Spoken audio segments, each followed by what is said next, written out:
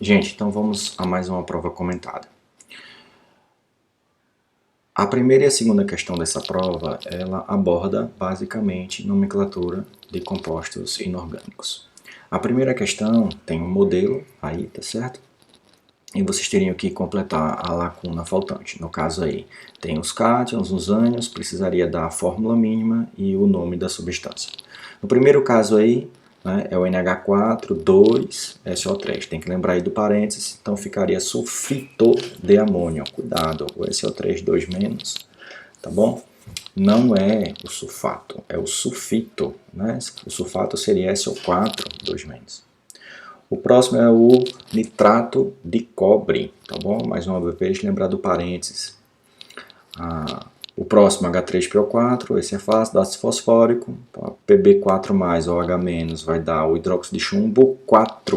Por quê? Porque o chumbo varia o NOx. Tem que deixar claro qual é o NOx quando varia, não é?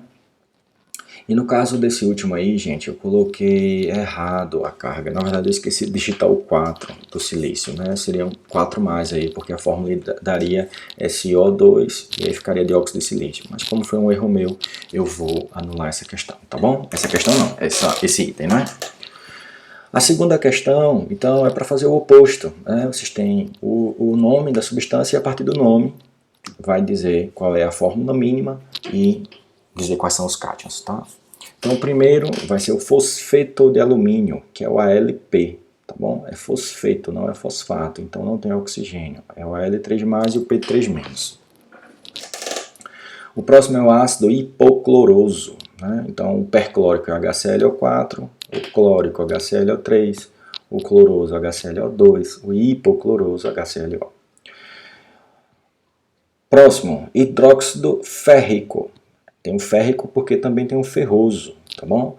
E o ferroso, o NOx do ferro é 2+, no caso do férrico é 3+, por isso que o nome é Fe, ou por isso que a fórmula é FeOH3. Veja que o NOx do ferro aí é 3+. Próximo é o óxido de cobalto. Tá? Se é só óxido, só tem um oxigênio. O oxigênio é 2-, cobalto 2+, está aí a fórmula do CO. E por último, ácido iódico. Veja que não é ácido iodídrico. Se fosse ácido iodídrico, seria HCl. Esse é o iódico, então é HiO3, tá bom? Atenção. A próxima questão, então, ela aborda balanceamento de equação. Então aí, gente, era basicamente usar aquelas estratégias do balanceamento por tentativa, tá bom? Ia ter bastante sucesso. Eu acho que a única dificuldade ia ser na letra D de dado, porque na letra D de dado existem duas substâncias com a mesma quantidade de átomos, e aí se vocês escolhessem colocar um no H2SO4, ao invés de colocar no Na2SO4, teria mais dificuldade para achar. Uma hora ou outra diziam que está errado e ia trocar a estratégia, mas teria de fato mais trabalho. Tá certo? Outra coisa que também pode acontecer erro é quando a fórmula não vem condensada, ela vem assim, ó, desmembrada. Então perceba que tem hidrogênio aqui, aqui e aqui, ó. Então precisaria somar, né? Então cada molécula aqui, nesse caso o etanol, tem 5 átomos de hidrogênio, tá certo? Ficar esperto nisso. E espertas, né? A questão 4, então. A questão 4 é o ácido salicílico, não é o acetil salicílico, tá? É o ácido salicílico. Sofre reação direta com NaOH na proporção molar de 1 para 1. Assim, qual o volume em mililitros de uma solução de NaOH 0,01 mol por litro conteria quantidade de NaOH suficiente para reagir completamente com 1 grama de ácido salicílico? Pois bem, gente, essa é a primeira questão de cálculo estequiométrico, né? Só para lembrar, temos aqueles passozinhos para resolver com lógica, cálculo estequiométrico. O primeiro é conhecer a reação e o segundo é tê-la balanceada. Nesse caso ainda é necessário, porque eu já digo que a proporção, a questão já diz que a proporção é de 1 para 1, tá? Então é só já pular para a terceira etapa. Então se 1 mol de ácido salicílico precisa de 1 mol de NaOH para reagir, eu quero trabalhar com massa de ácido salicílico, porque veja que o dado na questão também está em massa. Então, para transformar mol para massa, a gente usa massa molar, não é? Então, a massa molar do ácido salicílico é de 138 gramas por mol. Só como é que eu sei isso se não tem nem a fórmula aí? Só é colocar na internet, não é? Só é pesquisar a massa molar do ácido salicílico. Vocês podiam fazer pesquisa, né? Vocês não podiam consultar o coleguinha, mas pesquisa poderia fazer. Então tá aí, 138 gramas de ácido salicílico para 1 mol de NaOH. Então 1 grama de AS seria quanto? Os mols de NaOH? X. Professor, por que deixou em mol mesmo e outro mudou para massa? É porque o AS, né, o ácido salicílico, eu quero trabalhar em massa, porque a questão dá em massa também. Mas, no caso do NaOH, veja que a concentração está em mol por litro. Então eu vou deixar mol mesmo. Então, fazendo a continha aí, chego a 0,00725 mols de NaOH. Gente, essa não é a resposta ainda. Eu quero saber o volume da solução que tem essa quantidade de NaOH. Pois bem, uma solução de NaOH 0,01 mol por litro equivale a dizer que existem 0,01 mol de NaOH a cada 1000 ml da solução, visto que 1 litro e 1000 ml são equivalentes. Então 0,00725 mols de NaOH vai ter quantos ml? X. Então X vai ser igual a 724 ml da solução. Tá bom? Essa é a resposta. Questão 5. O ácido fosfórico é um ácido inorgânico com extenso emprego na indústria de medicamentos, fertilizantes e alimentos. Pode ser aplicado na produção de chocolate, indústria de bebidas, indústria alimentícia, na fabricação de gelatina e em fermentos biológicos, na refinação de açúcar como acidulante em alguns doces. Na indústria farmacêutica é usado como acidulante, estabilizante de óleos vegetais e na produção de antibióticos.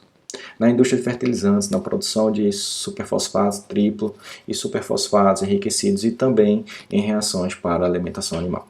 Abaixo está a reação química simplificada da síntese deste ácido por via úmida. Então tá aí a reação. Já fiz o favor de apresentá-la balanceada, né? Na indústria foram postos para reagir 100 quilos, certo? Quilos de ácido sulfúrico com 100 quilos de fosfato de cálcio. Considerando os dados expostos, responda. Quantos quilogramas de ácido fosfórico são obtidos nesta reação, diminuindo seu rendimento de 100%? Então veja, gente, a gente tem os dados de 2 reagentes. Se a gente tem os dados de 2 reagentes, isso é uma questão do tipo reagente limitante. Então a gente precisa determinar que é um reagente limitante. Como é que a gente faz isso? Testa os 2 reagentes. Então, se vocês observarem aí, a gente vai ver que para o ácido sulfúrico são 3 mols de ácido sulfúrico para 2 mols de ácido fosfórico. Precisamos trabalhar em massa, vou então fazer a substituição pela massa molar. A massa molar do ácido sulfúrico dá 38 gramas por mol e, coincidentemente, a do ácido fosfórico também arredondando dá 98 gramas por mol. Substituo as duas, mas lembra de manter os coeficientes estequiométricos, né? Então um vai ficar 3 vezes 98 e o outro vai ficar 2 vezes 98. Tá bom? Mas a questão deu foi 100 kg de ácido sulfúrico. Lembrem que é unidade embaixo de unidade. 100 kg, 1 kg dá 1000 gramas. Então 100 kg, 100 mil gramas. Já fiz aqui, olha, mudei a unidade e aí vou achar o valor do ácido fosfórico. Então achamos aqui 66.666 gramas de ácido fosfórico. Tá certo? O que equivale a 66,66 quilos. Agora vamos testar o fosfato de cálcio. No caso do fosfato de cálcio, 1 mol do fosfato de cálcio, né, equivale a 2 mols, né, produz proporcionalmente 2 mols de H3PO4. A massa molar do carbonato fosfato de cálcio é 310 gramas por mol. Já a do ácido fosfórico já vimos que é 98. Faço a substituição, lembro de respeitar o coeficiente estequiométrico, ponho aqui embaixo então a quantidade de fosfato de cálcio que foi posta para reagir. Mais uma vez estava em quilo, mudei para grama e acho o resultado então de 63,225 gramas de H3PO4. Então perceba que se usarmos como parâmetro a quantidade do fosfato de cálcio, a quantidade de H3PO4 produzida será menor do que se usarmos como parâmetro o ácido sulfúrico. Portanto, o fosfato de cálcio é o reagente limitante. Só que a questão é em quilo, tá bom? Então divido esse valor por 1000 e chega em 63,225 quilos de ácido fosfórico. Resposta da letra A. Aí a letra B quer saber qual a massa de reagente em excesso que restou ao final da reação. Olha, para você saber o excesso, né, é como se você fosse fazer uma compra e quisesse saber o troco. Então é só saber o quanto foi gasto. Como é que a gente faz isso? Só é confrontar os 2 reagentes, ácido sulfúrico versus fosfato de cálcio.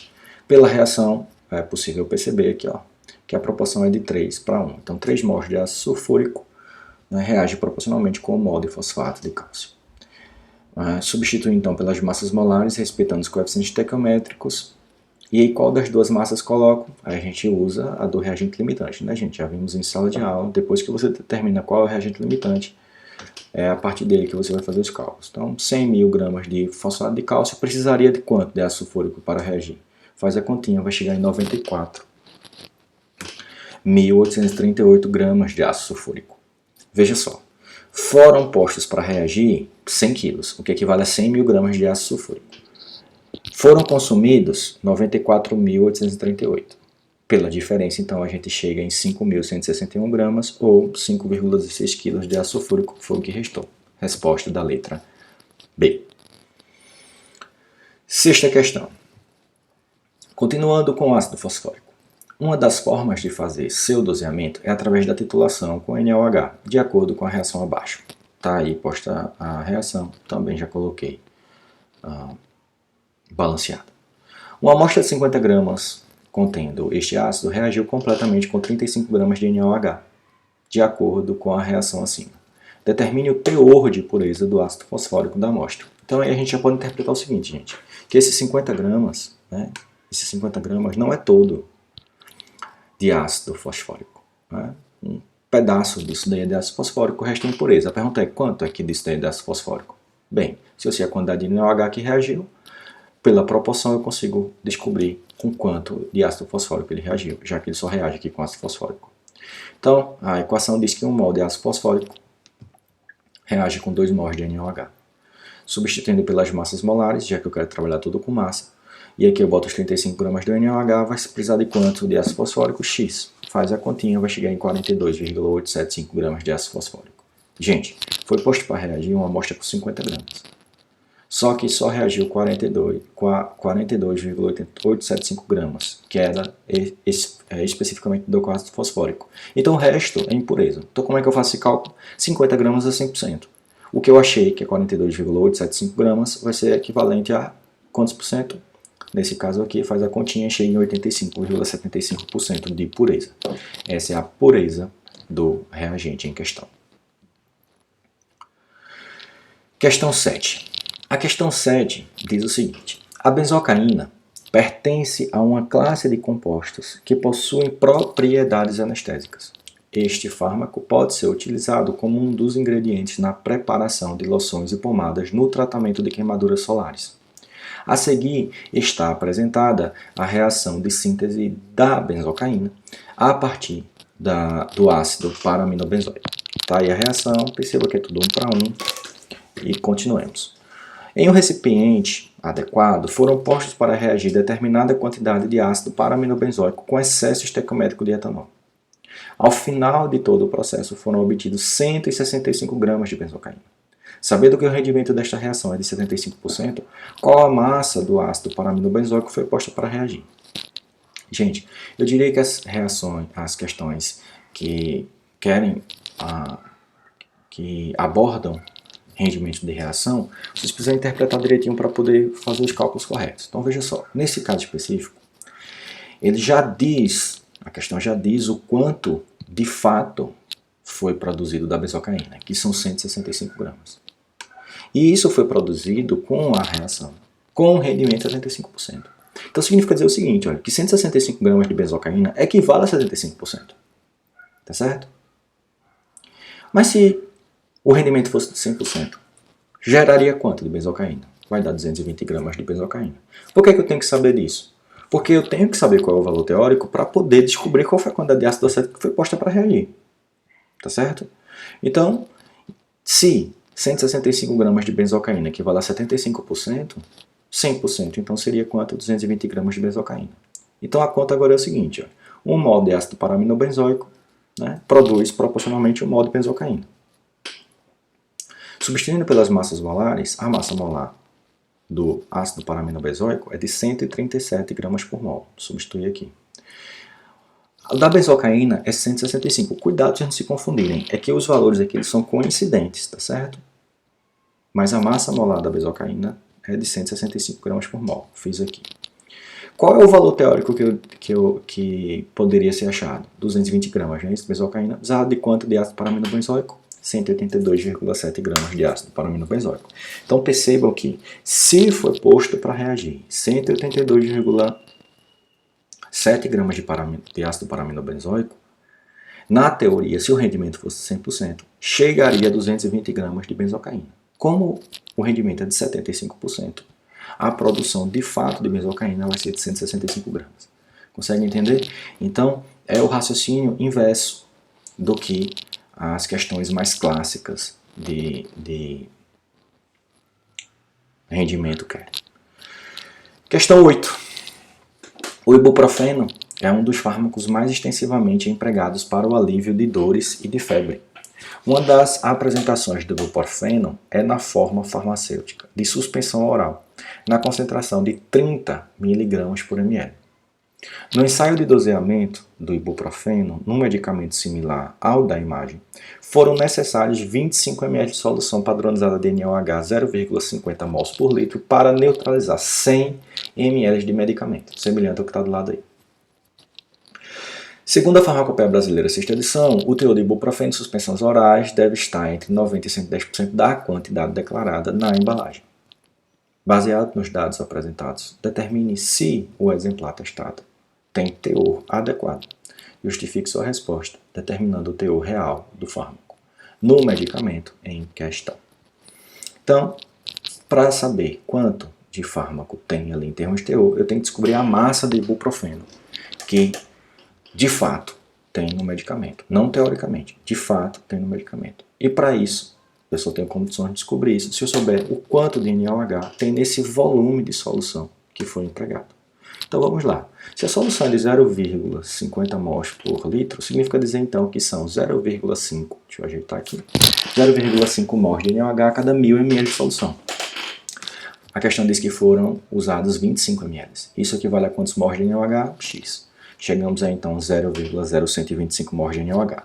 Gente, se a proporção da reação é de 1 para 1, 1 mol de NaOH com 1 mol de ibuprofeno, então quer dizer que se tinha 0,0125 mols de NaOH, é porque também tem 0,0125 mols de ibuprofeno. Como eu quero trabalhar com teor, vou ter que transformar isso aí para massa. A gente transforma de mol para massa usando a massa molar. Então temos aí a massa molar do ibuprofeno 206 gramas por mol. Então o mol de ibuprofeno está para 206 gramas. Então 0,0125 mols de ibuprofeno tem quantas gramas? X.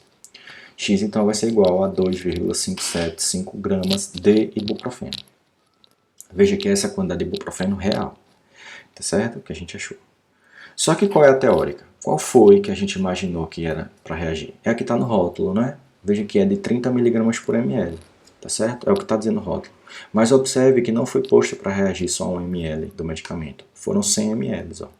Então, se a suspensão está em 30 mg por ml, quer dizer que tem 30 mg a cada ml. Se foram postos 100 ml para reagir, então foi posto, em tese, quantos gramas de ibuprofeno para reagir?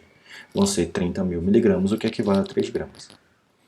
Gente, esses 3 gramas é o valor teórico, né? É o que está ali no rótulo, é o valor nominal. Então, 3 gramas, então, equivaleria a 100%. Se tudo desse direitinho, teriam 3 gramas. Mas a gente percebeu que não tinha 3 gramas. Tem 2,575 gramas. Isso equivale a quantos por cento? X. Então, X é igual a 85,8%. Logo, o teor está inadequado, visto que o intervalo limite é de 90% a 110%. Em outras palavras, tem menos ibuprofeno do que o rótulo diz que tem, de fato. Vamos então à última questão da prova. O cálcio exerce duas funções fisiológicas essenciais: transmitir mensagens no interior das células e conferir dureza e resistência óssea à estrutura óssea. Como sua eliminação pela urina, fezes e suor é inevitável, a ingestão de quantidades insuficientes por períodos prolongados pode afetar diversos processos biológicos. Para mulheres de 19 a 50 anos e homens de 19 a 70, a dose diária recomendada é de 1000 mg de cálcio por dia. Mulheres com mais de 50 anos e homens acima de 70 requerem 1.200 mg de cálcio por dia. Um dos princípios ativos empregados nos suplementos de cálcio é o carbonato de cálcio. No meio ácido do estômago, o carbonato de cálcio libera os íons cálcio, ou cálcio elementar, como tem algumas literaturas, de acordo com a reação a seguir. Então observe aí que 1 mol de carbonato de cálcio libera 1 mol de cálcio. Observe que apenas o cálcio é o que realmente interessa O carbonato é apenas um provedor do cálcio. Ao lado está um medicamento disponível comercialmente para suplementação de cálcio, que tem como princípio ativo 500 mg de carbonato de cálcio por comprimido. Quantos comprimidos uma mulher de 40 anos deveria ingerir diariamente para prover a quantidade diária de cálcio recomendada no texto? Em base à sua resposta com os devidos cálculos. Então veja que existem 500 mg de carbonato de cálcio. Então não é simplesmente eu fazer o cálculo baseado nesse número. Por quê? Porque no carbonato de cálcio é que está o cálcio. Consegue me entender? Então o que importa mesmo é o cálcio. Então como é que a gente faz isso? Gente, a reação diz que 1 mol de cálcio, de carbonato de cálcio, libera 1 mol de cálcio. Como a gente quer trabalhar com massa, substitui então pela massa molar. Então observe que a massa molar do carbonato de cálcio é de 100 gramas por mol e a massa do cálcio de 40 gramas por mol. Então, cada comprimido, tá aqui ó, cada comprimido tem 500 miligramas de carbonato de cálcio. 500. Só que tem que ser unidade abaixo de unidade, por isso que aqui eu tenho que colocar 0,5 gramas, tá bom? Porque 0,5 gramas equivale a 500 miligramas. Então, se 100 gramas de carbonato de cálcio libera 40 gramas de cálcio, 0,5 gramas de carbonato de cálcio vai liberar quanto? X. Então, 0,2 gramas de cálcio. Observe que isso aí é em um comprimido.